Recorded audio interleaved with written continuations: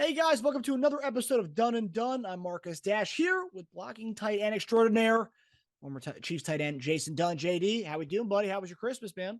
What's up, man? My Christmas was peaceful, filled with uh, good cheer, family.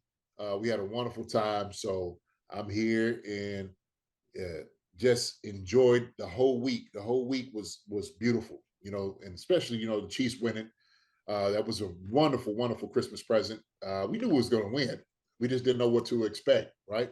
Didn't quite know what to expect at that point. So Yeah. Yeah, especially it happened on Christmas Eve. It was a nice way to start the nice weekend, and hopefully, we'll start the new year with a nice win. So, and that's what we're gonna get into today. So, actually, and also want to make sure you guys check out our newest episode on the Chief Concerns channel.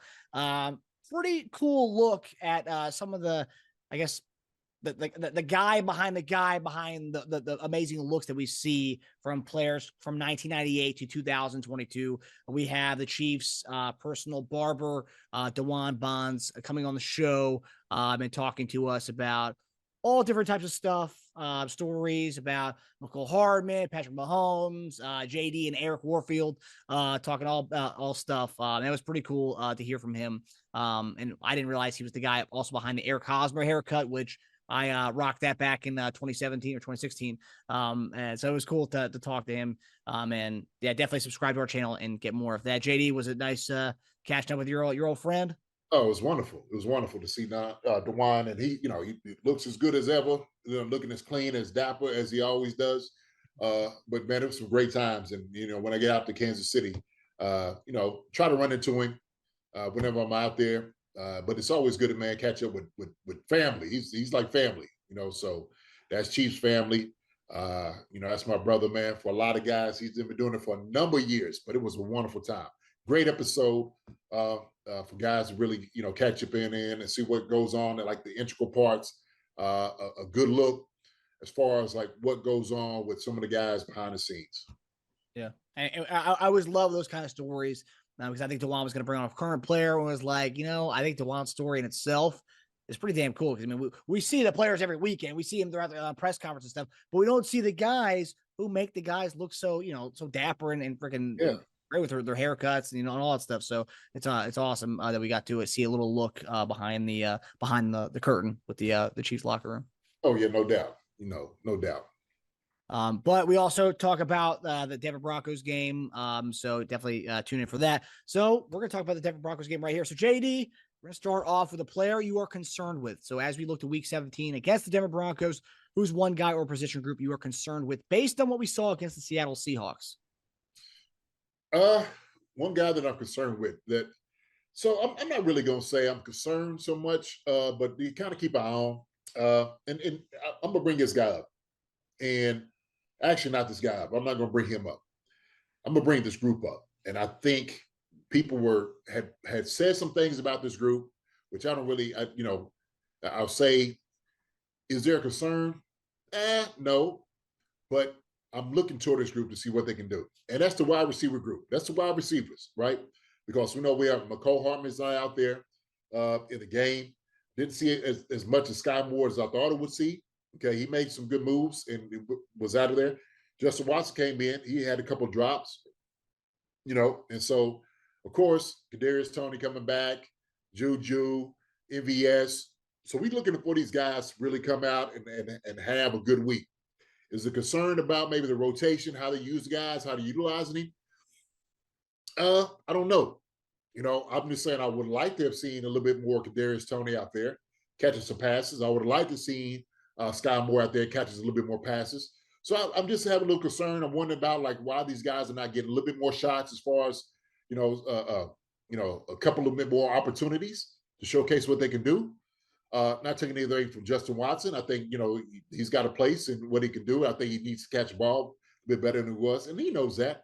So I think that's just a little bit of it. I think it's a little bit as far as how they utilize the guys, how they put them in the game for these guys when they're out here playing.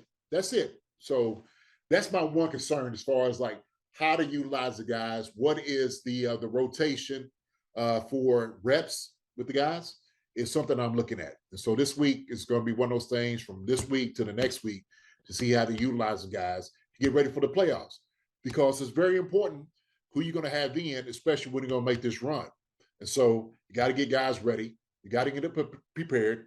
And some of these guys who haven't been out there for a long time, I'm sure you got to go ahead and blow some of the dust off. You got to knock the dust off these guys. So Kadarius Toney, man, utilize him. I want to see this guy more. Sky Moore, he's been there. He's been one of those guys that has been making strides, getting better. Utilize him. Okay, get him involved in the offense a little bit more. So that's where I'm at. Yeah, no, I agree. We're getting healthy at a great time. Hardman potentially coming back this weekend. They might make him wait till one more week, but he's back potentially. And then Tony has been back, and hopefully we're going to see these guys a little bit more in the rotation. Also, interesting one that you didn't talk about running backs versus we're talking about skill players. I hope that we activate Melvin Gordon this week. Let him play against the Broncos at least one time. Let him get one carry against them. Let's let him get. I think Rojo got 1 or 2 carries last week. Let's get Melvin Gordon two carries next week. Let's I don't know. I feel like Gordon's got a lot, and he wants to go off on his old team. So even getting one carry, let him get like a nice 7-yard run or something. It'd be good. It'd be good because when you come playing against your old team, it's always one of those motivators that just like, look, y'all let me go.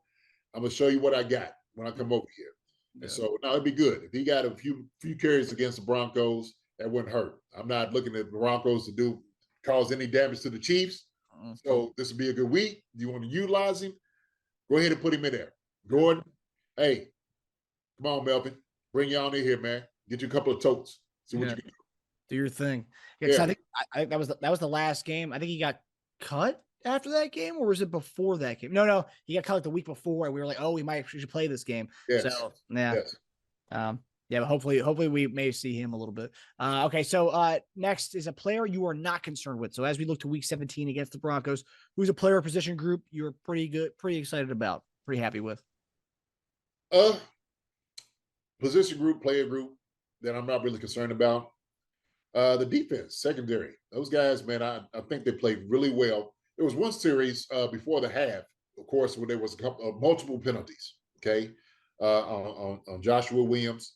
I think it was another one on Sneed. But I'm not worried about these guys. I think these guys, man, are gelling together like they should be coming into the playoffs. I think they're getting ready. They're getting their legs underneath them. I think they're starting to feel each other where they need to be, how hard they need to play with each other. So I really like this group a lot, and I'm looking for big things. And I've said this probably since week 4 or 5 when we played Buffalo about getting these guys ready and prepared. And I think Spags has done that. He's getting these guys getting ready to be on the big stage to play against big opponents during the playoffs. And so I'm not really worried about these guys whatsoever, man. I love watching them each and every week about what they do. They go out there, they compete, they're being physical, and they play hard. That's what I love about it. They go out there and they do a great job just playing with one another. And so I want to see this thing continue going into the playoffs with that type of momentum. The secondary playing just great football, being ball hawks, being physical, and playing at a high level. Yeah, I agree. And I look forward to seeing the youth movement as they continue and they get into the playoffs and see how they kind of, especially if we play against Cincinnati or Buffalo again. I want to see them elevate their game, see how they were from the first time, the second time they played that team. And we'll get to know a lot about some of these young guys playing against the team for the second time this season. Okay, so last topic for the night is, of course, my favorite topic is the Dunn and Dunn segment where JD goes off on something that he feels needs to be talked about. So JD, it's New Year's, so what is, I mean, I don't know if you have a New Year's resolution with the team, but what is something that's grinding your gears this week as we look to the new year with the Kansas City Chiefs? What's grinding my gears? Well, 2 things, and this is going to be on the special teams. Okay, all right. So one of the things that grinds my gears, okay, is listen, we understand there was a little bit of an in-house fighting, a little tiff here and there, saying some things, and guys were kind of in the media. Dustin Colquitt said some things. That's my guy, DC, and he was just being fair. He was. We was getting on Harrison Buckner about some of the misses he was making, and come to find out, it might not have been his fault, right? I mean, I'll be the first one to tell you I was a little harsh on Buckner also, because I'm just like, man, what's the deal with this guy? Look, and Buckner must be an absolute wonderful friend because he didn't want to throw the proverbial boy under the bus, right? And he didn't want to do it with Townsend. They're saying some of the holes and the kicks, maybe it might have been not all on him, right? And I'm not even saying all of them on Townsend was his fault either, okay? Well, apparently these guys went ahead and they made up. That's fine. That's what they needed to do. So we can kind of back off Buckner a little bit, kind of understanding he was trying to do a good deed with his friend, not throw him on the bus, say anything about him. DC outside of it say, hey, look, maybe it ain't all Buckner, okay? It may be some other things going on, but they got it all fixed, okay? So we need to go ahead and get off their back, including me. Look, it's the man in the mirror right now. This is a Michael Jackson. I'm talking to the man in the. This is me. I'm talking to me right now, okay? So a little perturbed, a little upset, like, hey, we might not have that right. Take it easy on him. So I'm gonna do that. Now, the other aspect I'm having about special teams. Listen, this return game, okay? Getting blocks, missing tackles. We got to do a much better job with this. We just have to, okay? Now, I've seen guys, and I get it. It was cold. It's cold out there. It's really cold. Like guys didn't want to hit, and that's what it looked like on special teams. Guys didn't want to hit each other. Okay, it was some missed tackles that guys should have made. It wouldn't have had that long return. And now look, the special teams start looking like Swiss cheese again. Okay, can't do it. Can't have it. So also too, need to start blocking. We got a powerful guy back there, Kadarius Toney. He can make guys miss. Guys got to get some blocks. If you not get a lot of playing time and your only time is on special teams, you got to show out every chance and opportunity you get. You never know what that's going to take you. So you got to go out on special teams. You got to see it. So that's where I'm at, special teams wise. It's got to be a much better job. We're going to back off Hurst and Buckner for a little bit.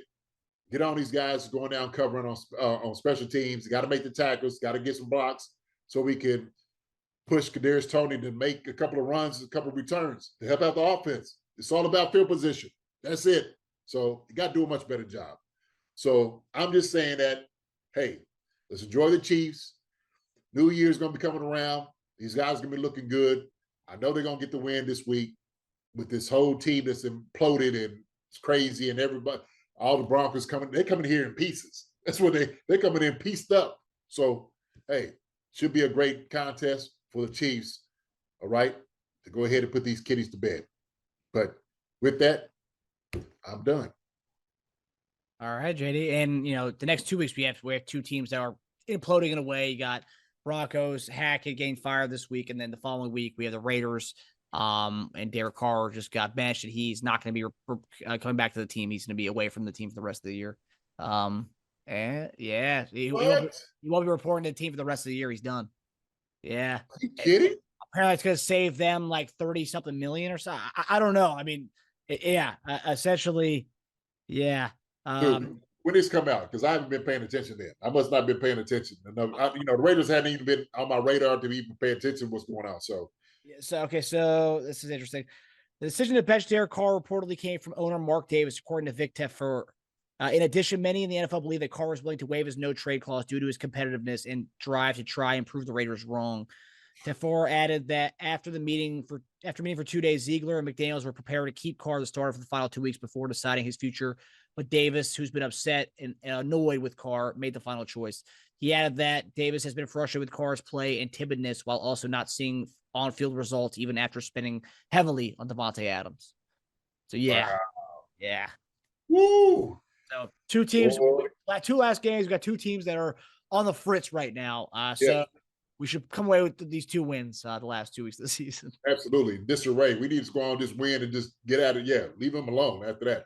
Yeah. You don't want none of that rubbing off on the Chiefs. Yeah, exactly. Right. So regardless of what happens in the playoffs, obviously I think we're gonna have a deep playoff run, but hey, at least it feels like we're gonna have at least 2 wins under our belt in the new year with the Broncos and the Raiders. At least 2. Yeah, for sure. But all right, well, we'll see you guys next week on next week's Done and Done episode. Be sure to check out our channel, Chief Concerns. You can see our weekly episodes and also get our live streams right after the game right here on the Chief Concerns channel. So just make sure you go over to Chief Concerns and subscribe. Thanks for watching this video from the team at RGR Football. Click these videos to see more and subscribe to RGR Football.